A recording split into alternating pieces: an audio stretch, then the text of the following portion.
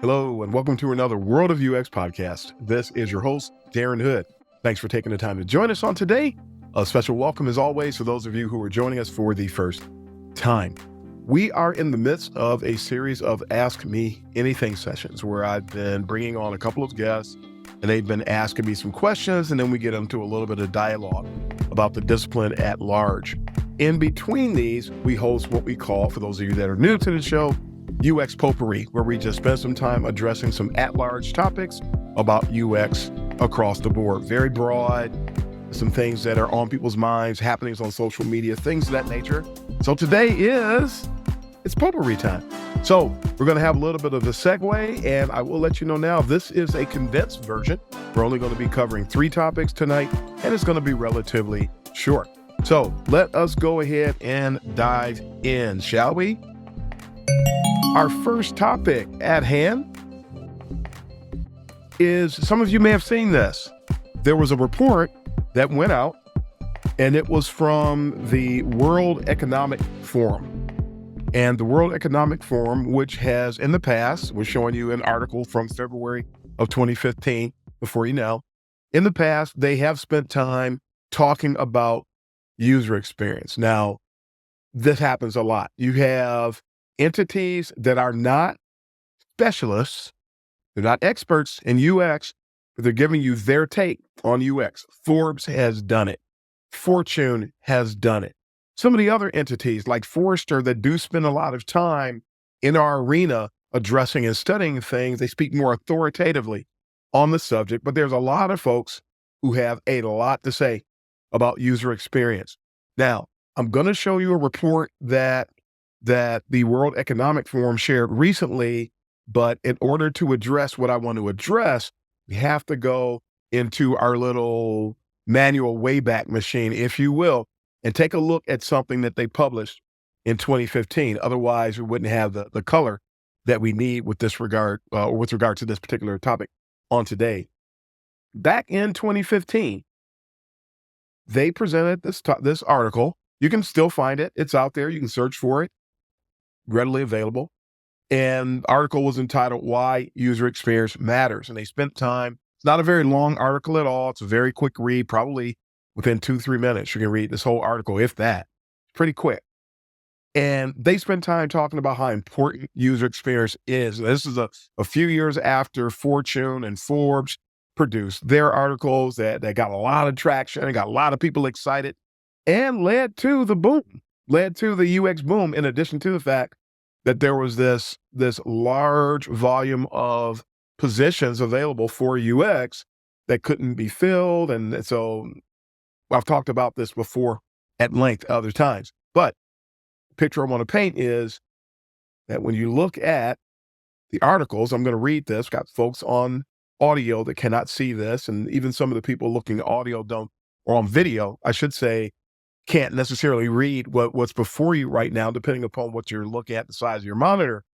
But in the article, it says there's a lot of talk about user experience today, but I'm not sure we're all talking about the same thing. See, this consternation about UX and UI is not new, but there was somebody that did take the time to address this, even back then. The person says, the author says, I often find myself midway into a conversation about UX, only to realize that some participants are really talking about UI, or user interface.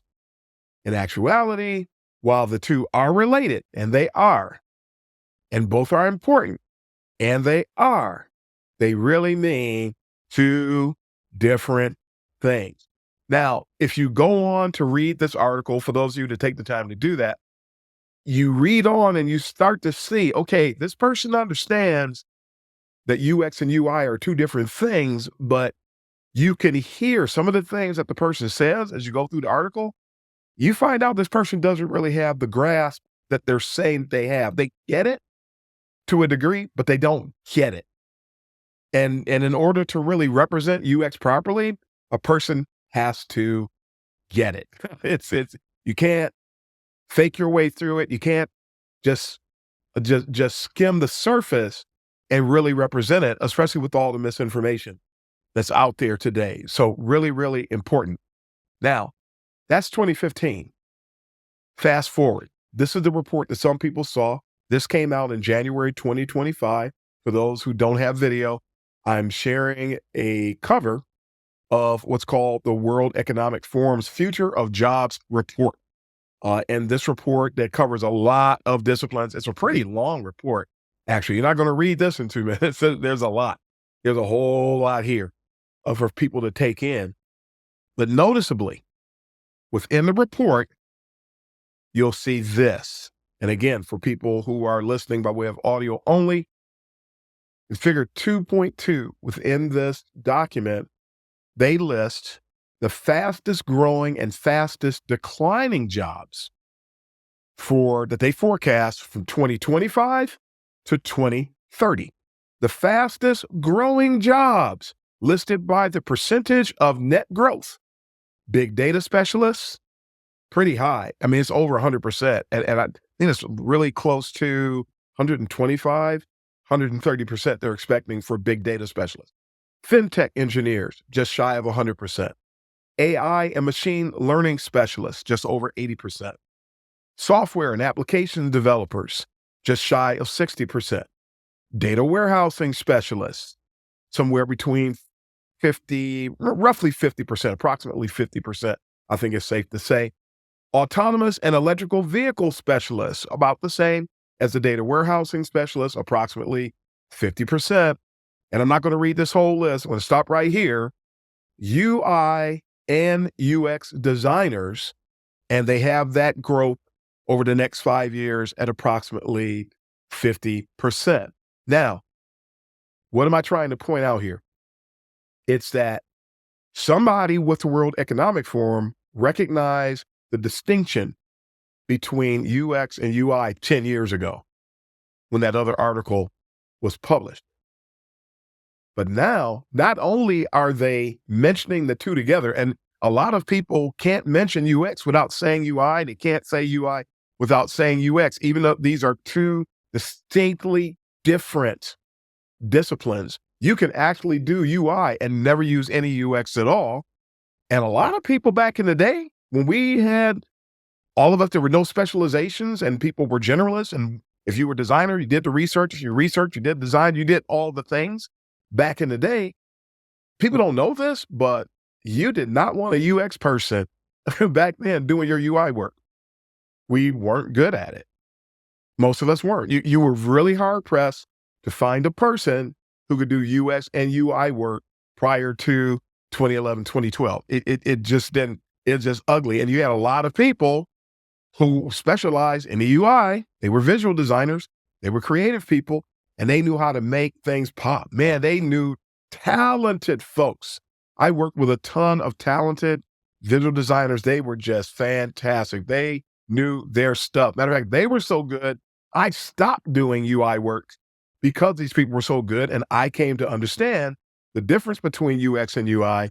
And I'm going to travel in my lane over here of UX. And I'm going to let those people do their thing with UI, and we will collaborate and we'll get things done together. But you don't want me. I will never be able to produce the level of quality they produce. And I knew that. And I admitted it. When you start to see the conflation of UI and UX take place, you start to see a lot of visual designers start to come into UX.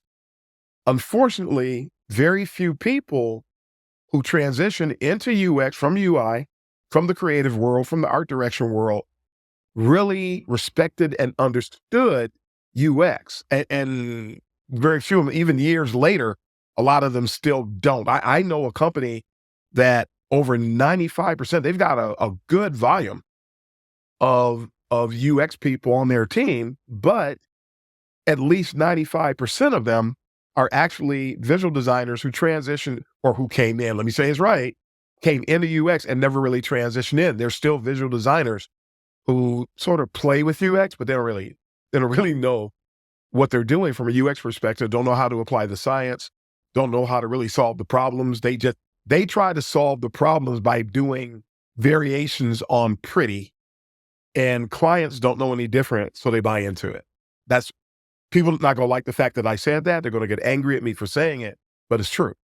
And until that ship gets righted, the detrimental impact will continue. And there's a lot of detrimental impact that comes along with that.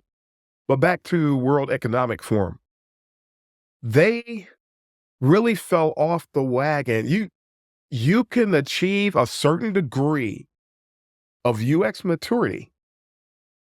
And if you don't do what's necessary to maintain that, you can actually, I love how somebody coined, one of my former professors coined the phrase once, UX backsliding. You can backslide in UX if you don't continue to grow, if you don't continue to learn, if you don't continue to leave things in their proper place, you can actually lose your foothold. Now, the skills that you obtain, you don't lose them. So let me clarify that. You can never lose those skills. But people who are really pressing and learning and transitioning, that's where the backsliding really occurs. Because again, if you know how to do heuristics, you know how to do heuristics. You're not going to ever get bad at heuristics. You're going to keep doing the same thing. But when you have people that are transitioning in, or people who are developing a more admirable level of UX maturity, but they never really achieve it, like the folks here who actually were, you could see that somebody got an idea and somebody got the green light to publish that article. And there's some good things in that article, but there's also some things in that article that I can tell that they didn't really complete their transition. And now look at what they're doing. And this is the whole, whoever wrote that article probably didn't write this. I don't know. I didn't see the names on this, but I do see the name of the World Economic Forum. And as an entity, they are representing UX backsliding in this. Not only did they mention UX and UI together, they mentioned UI before they mentioned UX. And there's a little subliminal thing going on there. The main point I want to communicate is this. This report is not generated by experts in UX. They're not generated by thought leaders regarding UX. And there's way too many times that people in the discipline look to people who have no authority, no horse in the race, no skin in the game, trying to tell us what's going on in our discipline. I saw people getting excited about this. I could not get excited about this because I see a violation of ethics. So I'm not going to be excited when I see somebody. If you see a dentist running around and talking to you about the importance of the paint that's used on automobiles and how you have to use certain, I know, goofy example, I know, I think you get the point. That's not the person I want to hear talking about automobile paint advancement and innovation. I don't want to hear that from them. They may have read an article. That's what happens a lot. Article readers read something and they behave like now they're licensed to speak on this topic. No, they are not. They're no different than anybody else that's reading an article today. So we got to be careful. We got to be picky. We got to be more choosy about where we embrace sources. These folks cannot speak on behalf of our discipline. Might they have data? Yes. Is it possible that UX jobs could be some of the fastest growing in the next years? It depends. And the reason that they're saying, or the fact they're saying UI and UX here, which job are they talking about? Because you know what's been growing over the last 3 years? Retrofitted UX jobs that are being filled by people that don't really know UX, that have fabricated their way into UX roles, and they've got the UX title, and they sit in the UX seat, and they've got UX on their business cards, and they're speaking at conferences, but they don't really know. And a lot, it takes somebody that knows the stuff to realize that they're not really talking about UX, that they're so surface laden in their presentation. There's no depth to it. There's buzzwords flying everywhere. When you really reach a certain level of personal UX maturity, you'll be able to spot this stuff. I spotted this. And some people who do have expertise, they're just so happy to see this that they got excited. I know how it happened. I know people that do it. I know people I respect that do it. If you hear this, you hear me say that, hey, love you, but I got to tell the truth. That's my job. It's to tell the truth about this. And these people, while some of the things they're stating might be true, it's not being presented in a truth wrapper. Truth can be presented in a wrapper that's not made of truth, and you actually got a problem now. Well, would you want a present wrapped up in aluminum foil or in wrapping paper? I mean, would you want a bow on it, or would you like a chicken bone on top? I mean, and I know, goofy example, I know, but you get my point, that we need to be careful not only to accept something because of its authenticity and its trustworthiness, but it's got to be in the right package. And when something is not in the right package, that means there's a problem. That means there's a problem. So the report could be true. I'm not going to take that away from anybody. The report could be true, but there's something wrong with the whole wrapper here, and we need to be aware of that and proceed accordingly. So let's move on to topic number 2, shall we? Topic number 2. This has to be one of the most brilliant set of statements I have ever heard in this short stint that we have dealing with the topic of artificial intelligence. This is just fantastic. And I'm going to share 2 statements with you from Kate Moran of Nielsen-Norman Group. And I purposely, I'm just going to share a quote. I'm not going to share a picture. I don't want anybody coming after me because I put their picture in here. But I'm sharing this as a compliment, and I'm sharing this in hopes that people will see the excellent critical thinking that is being exemplified by Nielsen-Norman Group on this topic. Kate Moran said, generative AI doesn't have to be good enough to replace us. It just has to be good enough to convince business leaders that it can. And in hearing that, somebody said, Darren, I thought you said this was a brilliant statement. It is. It doesn't sound very hopeful, Darren. I didn't say it was hopeful. I said it was brilliant. Why is this a brilliant statement? Because of the critical thinking that's reflected in it and what it's trying to let us know how we have to proceed as we continue working in UX in this new advent of artificial intelligence. Kate is letting us know about really a huge challenge that lies before us today as it pertains to AI. Some people are concerned that they're going to lose their job to AI. They're concerned about the threat of AI.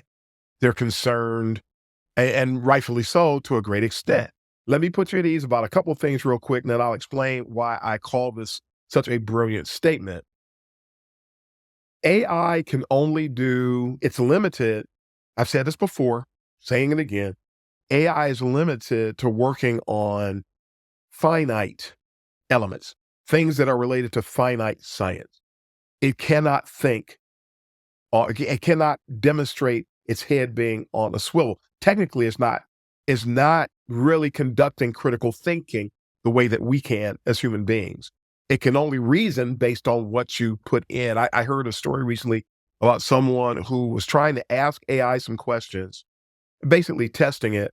And they asked AI a series of questions. And when they got to the third question, AI formulated the answer to the third question based on what it had said in the previous 2. So I always say that AI is an oxymoron. It is. Is it a great technology? It actually is. But we need to learn how to use it properly. We can't be dependent on it. It's only going to replace you. It's only a threat to replace you of a truth if the work that you do is finite. If your work requires critical thinking, if it requires recognizing when and how to pivot, that level of critical thinking, that level of infinite science, it cannot do. And I was having a conversation with somebody today, and we were talking about AI, and they were talking about this application that you can actually tell it what you want it to do, and it will design everything. It'll do your wireframes. It'll do everything. I mean, beware Figma, because this thing Somebody said that they'd rather use this than Figma because it could roll out a lot of those artifacts. What it can't do is talk to you about the reasoning. What it can't do is sell the design to stakeholders. What it can't do is get into the design at the micro level and fine tune it and make sure everything is correct. Not to mention that anything AI does has to be proofread, and it can only be proofread at the level of success. And the proofreading can only be accomplished by somebody who has domain knowledge, not somebody who's doing UX theater, not somebody who's faking it till you make it. That's not going to work. You can't do that. So AI is not a threat to people who have higher levels of domain knowledge. It is only a threat to people who are engaging in the finite arena, like visual designers, like people who are just repeating things and following processes instead of, hey, here's the process, but we need to move at this point. We can't do this. We need to pivot. That's where we differentiate. That's where people who have the domain knowledge will thrive. And then we can use AI to vault us forward and do some mundane, repetitive thing, but not the critical thinking part of the job. So that said, but now we get to the part that I said I was going to explain to you what's going on here. Why is this brilliant? Again, Kate said, generative AI does not have to be good enough to replace us. Remember, we're talking about replacing. Is AI going to replace you? The reality is, you say, okay, well, Darren, I heard what you said, but wait a minute, isn't she saying something different? Because you've seen how leaders think, you know what's going on. You know the kind of when people just pull ideas out of thin air and make decisions with no data. If AI looks like it can replace you, that's what she's getting at. If it does a good enough job, it may not do a great job. It may not be able to pivot, but some people are going to feel like this is good enough. And you know that that's true because they're doing it now with us sitting in the seats. That's why people who don't know how to do UX work keep getting a lot of UX jobs because they do enough to get by. And you have a lot of people that are working with a startup mentality. They don't want to make sure that something is truly a minimum viable product. They would rather put something out there and let the feedback from the customer determine whether or not you did a good job. That's dangerous. That's not how you achieve competitive advantage. You are wasting hundreds of thousands of dollars, if not millions, by doing that. One of the benefits of UX is that we save money. We help you pinpoint that bullseye that you're trying to hit. We help you pinpoint that aim so that you can hit that or at least get as close to it as you can. When you're winging it, when you're just doing things, when you're just going to roll something out with no rhyme or reason and having unskilled people head that charge or lead that charge, that is quite careless. That is quite dangerous. That is quite wasteful. That is not sustainable over time. If you want to be sustainable in your operation from a business perspective, you have to do UX the right way. But for us who are trying to manage our careers, we need to understand that in some cases, people will think, well, the AI is good enough. And for a lot of those people who are the seat of the pants kind of business people, this is where you'll run into the challenge. So you're going to have to navigate your career knowing that some people don't care that AI isn't as good as you and they might replace you. So you have to make sure that you navigate with that in mind. You have to choose whether or not to accept job offers with that in mind. You have to learn what you can about a company when you're thinking about taking the job with this statement that Kate made in mind. And she also, here's another statement she made, and we need to keep this in mind as well. Generative AI is not magic. It doesn't eliminate the need. This is where we have job security, so to speak. It doesn't eliminate the need to conduct research and design thoughtfully, which AI cannot do. You ever seen AI try to generate research or conduct research, by the way? It's a comedy show. It's not really funny. It's call it a black comedy. That's what they call those. It's funny, but a lot of it is really tragic, what it comes up with. She goes on to say, even AI-powered products and features will still require a deep understanding of your users, again, which AI does not have. their use cases, deep understanding of your users, their use cases, their unmet needs, and their mental models. AI can try, but it will never do what a human can do when it comes to achieving this type of understanding. So let's make sure that we know and understand this on today. Really critical stuff. And I also love something I didn't share here with the quotes that I got from Kate Moran. She made another fantastic statement. She said that don't engage with technology just for technology's sake. Don't just do something because you can. Do it because it's the right thing to do. In other words, folks, let's make sure that we move forward in a proper way. Let us move on to our final topic for this condensed episode. Now, some of you are going to end on a light note today. Some of you already know that I'm known for generating a lot of book recommendation lists. And here's a complete list of the current book recommendation list, I should say, I have out there. I have an all-encompassing one. That's the living, breathing user experience book recommendation list. There's the interaction design and cognitive psychology book. I grouped those together.